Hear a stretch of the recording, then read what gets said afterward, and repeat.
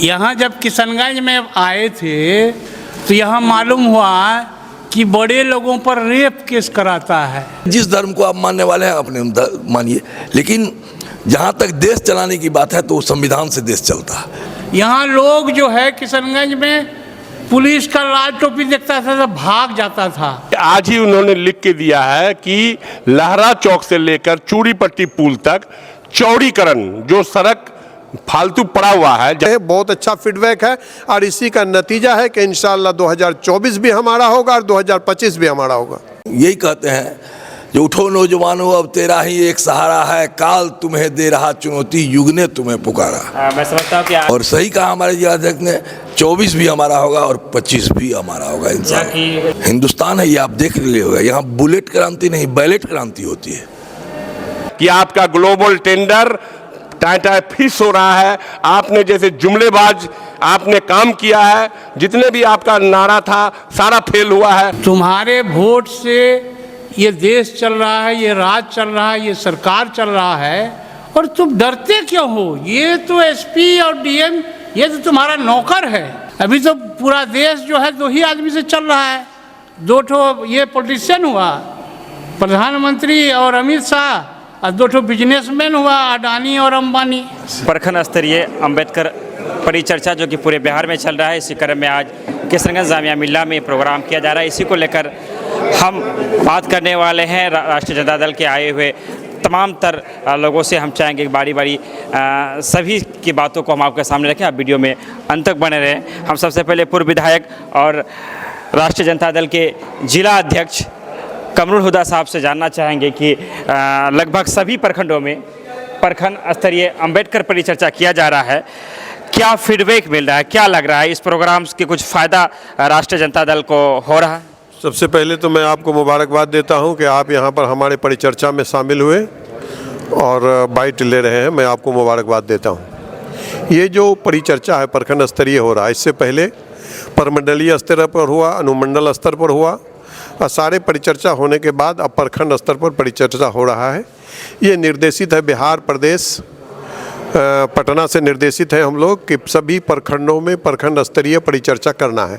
Feedback इसका आ रहा है कि बहुत अच्छा फीडबैक आ रहा है और सब लोग सुनते हैं आकर के, और सुन करके ऐसा नहीं है कि सुन करके चले जाते हैं, सुनने के बाद अपने बीच में जाकर के चर्चा भी करते हैं, वार्ड में जाकर के चर्चा भी करते हैं।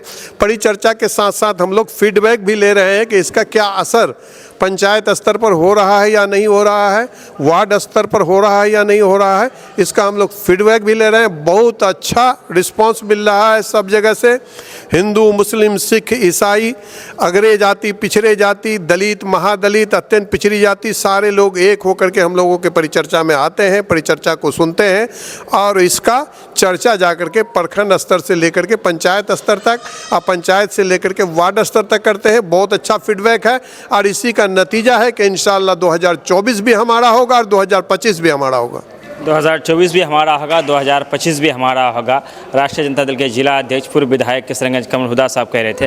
आपसे हम ये जानना चाहेंगे कि ये जो परिचर्चा किया जा रहा है, ये किशनगंज के बाहर पूरे बिहार तमाम तर जगहों में किया जा रहा है, क्या ऐसे पंचायत स्तर तक भी इस तरह की कोई ऐसा प्रोग्राम हो जिसे करने का राष्ट्रीय जनता दल की रणनीति हो? नहीं, ऐसा रणनीति अभी हमको निर्देशित सिर्फ प्रखंड स्तर तक किया गया है, लेकिन हम लोग इसको पंचायत स्तर तक, वार्ड स्तर तक हम लोग खुद पहुँचाने का काम कर रहे हैं।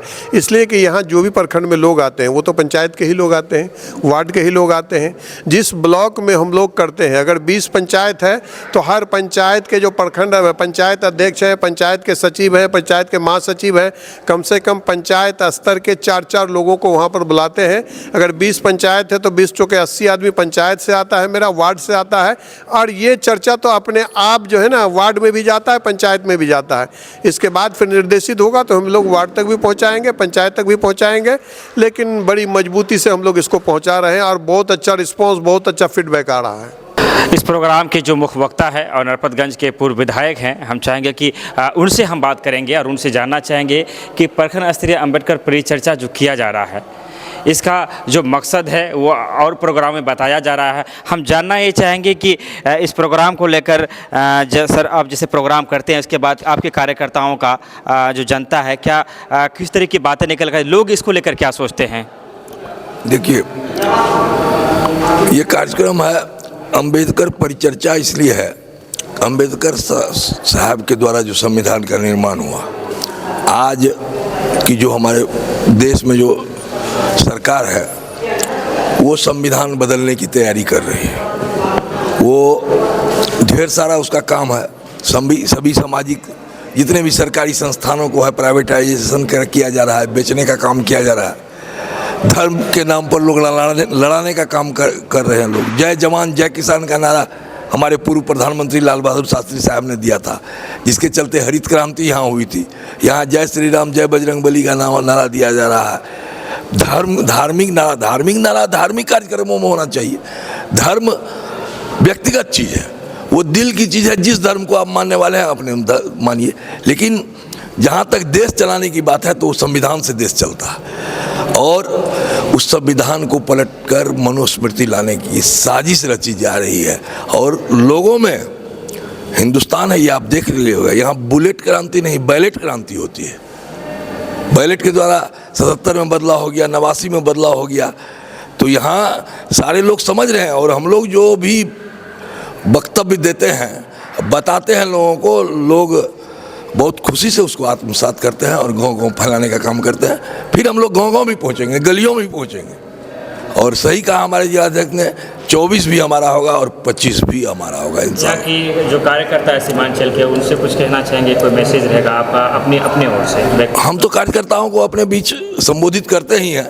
उन लोगों को हम यही कहते हैं, जो उठो नौजवानों अब तेरा ही एक सहारा है, काल तुम्हें दे रहा चुनौती, युग ने तुम्हें पुकारा। मैं समझता हूँ कि आज भारत के प्रथम प्रधानमंत्री और आपके कांग्रेसी जो थे पंडित जवाहरलाल नेहरू का आज जन्मदिन 14 नवंबर है वो।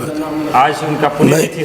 हाँ, पुण्यतिथि है जो मनाया जा रहा है। लेकिन इस पूरे चर्चा में उसका भी जिक्र शायद होता तो अच्छा होता। नहीं, पुण्यतिथि हम लोग मनाए हैं, मनाते हैं। आज चूँकि अम्बेडकर परिचर्चा में पुण्यतिथि मनाया जाता है कार्यक्रम समाप्ति के बाद।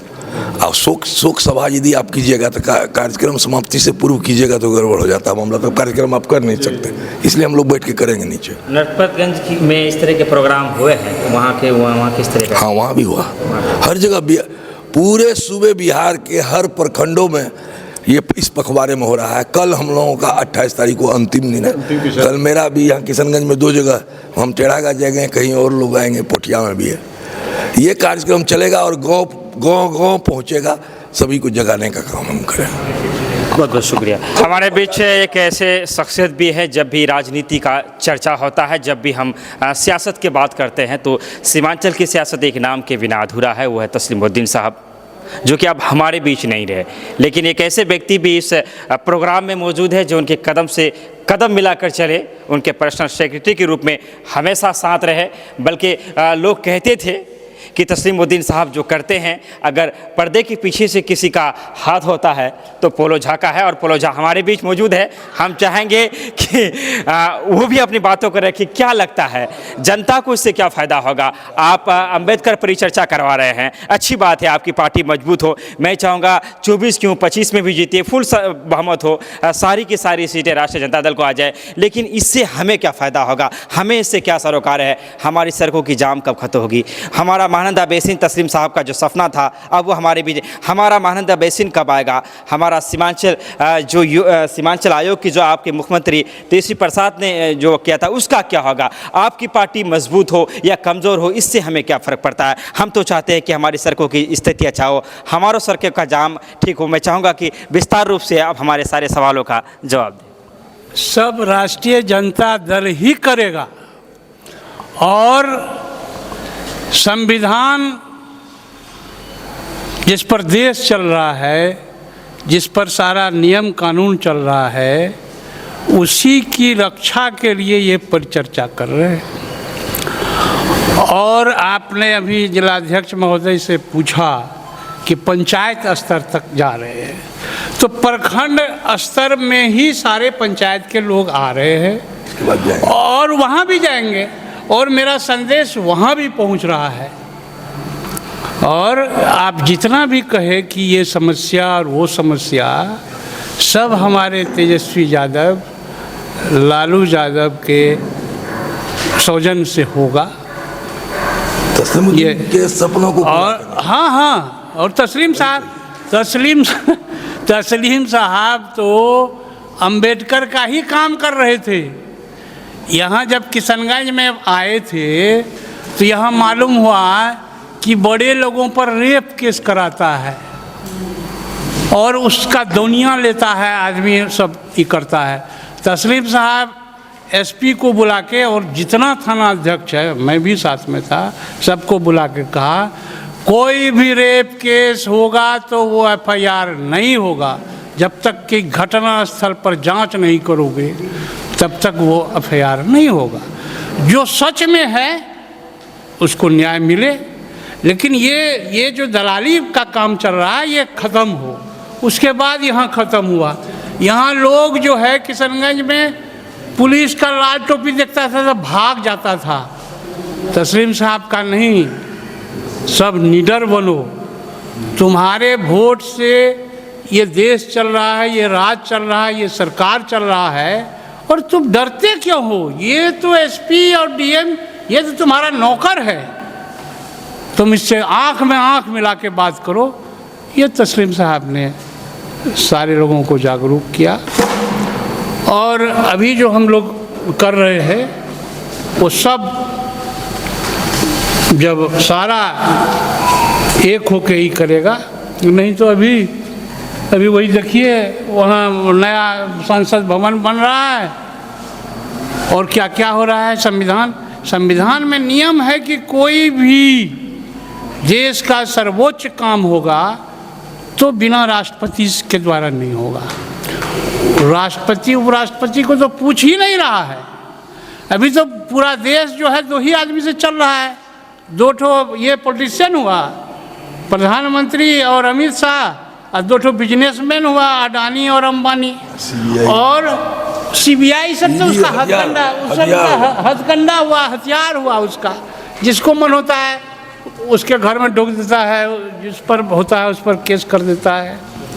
तो ये हर आदमी को गांव-गांव जन-जन तक पहुंचाना होगा।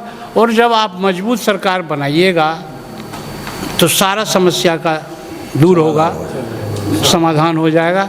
और ये प्रधानमंत्री को तो लाज नहीं है। ये बजरंगबली बोलता था, बजरंगबली जिंदाबाद। कर्नाटक का जनता तुम्हारा तमाचा ऐसा मारा जिसको होश नहीं है अभी तक। अब विदेश जा रहा है अभी करने के लिए। धन्यवाद, शुक्रिया। देवेंद्र सर जी हमारे साथ है, जो कि हमारे स्थानीय नेता है और वार्ड पार्षद भी है, और राष्ट्रीय जनता दल से इनका बहुत गहरा नाता रहा है, बहुत पुराना नाता। चूँकि मैं चाहूँगा कि आप भी दो शब्द रखें। देखिए, ये अम्बेडकर परिचर्चा राष्ट्रीय जनता दल के राष्ट्रीय अध्यक्ष लालू प्रसाद यादव जी के ही निर्देश पर हो रहा है। और लालू जी ने गरीबों, दलितों, शोषितों, पीड़ितों, पिछड़ों, दलितों, सारे लोगों के लिए जो उनके मुंह में जो आवाज़ दिया है, ये लालू जी का देन है। और आपने अभी एक सवाल किया कि जाम से निजात के लिए हमारे जिला अध्यक्ष महोदय ने आज ही, मेरे पॉकेट में भी है कि आज ही उन्होंने लिख के दिया है कि लहरा चौक से लेकर चूड़ीपट्टी पुल तक चौड़ीकरण, जो सड़क फालतू पड़ा हुआ है, जहां बिजली की खम्मा इधर उधर गड़ा हुआ है, सारे को हटा करके और रोड की चौड़ीकरण हो जाएगा तो जाम अपने आप निजात मिल जाएगा। क्योंकि रोड सक्रिय रोड है, पुराना जमाने के रोड है, तो रोड भी बढ़ाने की बात हो रही है। हमारे तेजस्वी प्रसाद यादव जो पीडब्ल्यूडी मिनिस्टर भी है, नगर विकास मंत्री भी है, तो नगर का भी जो सड़क सक्रिय रोड है उसको बढ़ाया जा रहा है, उसको चौड़ीकरण किया जाएगा, उसको डिवाइडर वाला रोड बनाया जाएगा। इससे जाम से निजात मिलेगा। और जो लोग हमारे एरिया, जो पिछड़ा एरिया है हमारा किशनगंज जिला, हमारे यहाँ के लोग गरीब हैं ज़्यादातर लोग, तो बेचारा क्या करेगा? तो टोटो चलाता है, टेम्पू चलाता है, तो उसको हम भगा तो नहीं सकते हैं रोड पर से कि भाग जाओ यहाँ से, तो जाम तो लगेगा। जाम लगेगा, कौन ला रहा? हमारा लड़का चला रहा है, आपका लड़का चला रहा है, उसका भाई चला रहा है, उसका ये चला रहा है। इसीलिए ये जाम तो रोजी रोजगार का साधन के लिए जाम हो रहा है, ऐसे कोई बैठ करके समय गुजारने के लिए जाम नहीं कर रहा है। इसलिए आपने सवाल किया, इस सवाल पर हमारे राष्ट्रीय जनता दल के लोग अभी तत्पर है और इनकी सरकार अभी 2025 के चुनाव आने तक रहेगी। इसके पहले जाम से किशनगंज को निजात मिलेगा। चूँकि आपने स्थानीय मुद्दों को जब छेड़ ही दिया तो एक सवाल यहाँ पर बनता है। मैं चाहूँगा कि चूँकि आप से ही मुनासिब था कि वो सवाल किया जाए।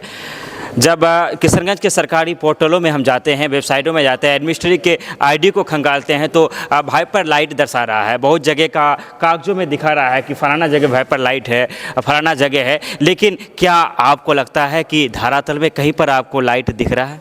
देखिए, ये जो सवाल आपने किया है ये जो है ये ग्लोबल टेंडर हुआ, भारत सरकार ने टेंडर किया, EESL कंपनी को टेंडर दिया ये वेपर लाइट के लिए।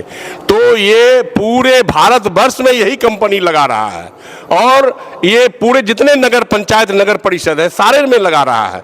लेकिन इस कंपनी ने एक आदमी को पूरे भारतवर्ष का जिम्मा दे दीजिएगा तो वो आदमी फेल कर जाएगा। तो ये कंपनी फेल कर गया है। डीएम ने इन्हें दबाव डालकर कह रहा है कि तुम पर FIR करूंगा, उनके बात को भी नहीं सुन रहा है। और हम लोग तो माने तबाह हो गए हैं कि लोगों का गली में और इधर सड़क पर वेपर बंद है, ठीक नहीं हो रहा है। सरकार ने हमारा एक्स्ट्रा खर्चा करके बनाने का प्रावधान बंद कर दिया है। तो ये जो EESL कंपनी है जो भारत सरकार ने ग्लोबल टेंडर किया है, मैं आपके माध्यम से उनको भी बताना चाहता हूं कि जनता आपसे इस बात को चाह रही है कि आपका ग्लोबल टेंडर टाटा फिश हो रहा है। आपने जैसे जुमलेबाज आपने काम किया है, जितने भी आपका नारा था सारा फेल हुआ है, उसी तरह से ये भी आपका फेल है। बहुत बहुत शुक्रिया, बहुत बहुत शुक्रिया, धन्यवाद, आदाब।